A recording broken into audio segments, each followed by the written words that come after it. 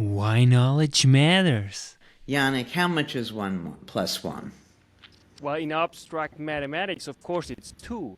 Okay, right. And everybody says 2, and if I was speaking to you on the street, you just walk away from me thinking, what is she talking about? Why am I wasting my time? But it turns out that 1 and 1 is not always 2. If you add 1 wad of chewing gum plus 1 wad of chewing gum, 1 plus 1 is 1. You add 1 cloud plus 1 cloud, 1 plus 1 is 1. You add 1 pile of laundry plus 1 pile of laundry, 1 plus 1 is 1. So in the real world, 1 plus 1 doesn't equal 2 as or more often as it does. Right? So if the most basic thing we think we know, we don't really know, people should take a lesson from that and realize with everything changing, with every body changing every day, as soon as we think we know, we're confusing the stability of what's in our minds with what's actually going on. You know, many years ago, Yannick, I was at a horse event. Now, you haven't told people, but I'm Harvard, Yale all the way through. All right. I mean, I have awards, very impressive. Okay, so even a genius award. So now I'm at this horse event, and this man asked me, can I watch his horse for him because he's going to get his horse a hot dog. Well, I've just told you how smart I am. So, I try not to be rude. I tell him I'll watch his horse, but I'm thinking to myself, what is he, crazy? Horses are herbivorous. They don't eat meat. He comes back with the hot dog, and the horse ate it, which made me realize that everything I think I know could be wrong. In fact, one way of seeing mindlessness is that we're frequently in error, but rarely in doubt. Now, most of our facts, or many of our facts, one way or the other, come from science.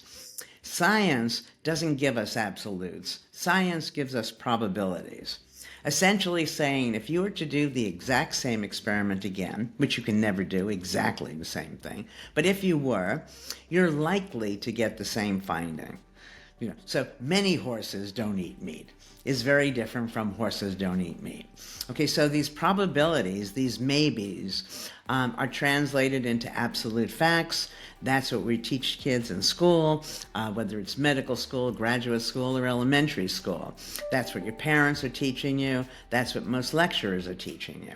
So they're teaching us absolutes, and as a result, we're going to be wrong in several contexts. So if you just understand what I've said so far, and now, after we finish talking, Yannick, somebody says to you, Yannick, how much is 1 plus 1? So you're no longer going to blurt out 2. You're going to pay attention to the situation, and then you'll probably answer, well, it could be 2, rather than, I know it's 2. All right? So everything becomes new, everything becomes interesting again. And that when somebody tells us something that we don't agree with, or we don't understand, rather than disparaging them, we're more likely to ask them what they mean. So if you were a teacher and little Yannick, when you asked how much is 1 plus 1, and he says 1, rather than look at him and have the class look at him as if he's stupid, what you would do now is say, Yannick, how did you come to that? And then everybody would learn something. That's why knowledge matters. Make your life a masterpiece. Visit now programs.d-ykm.com.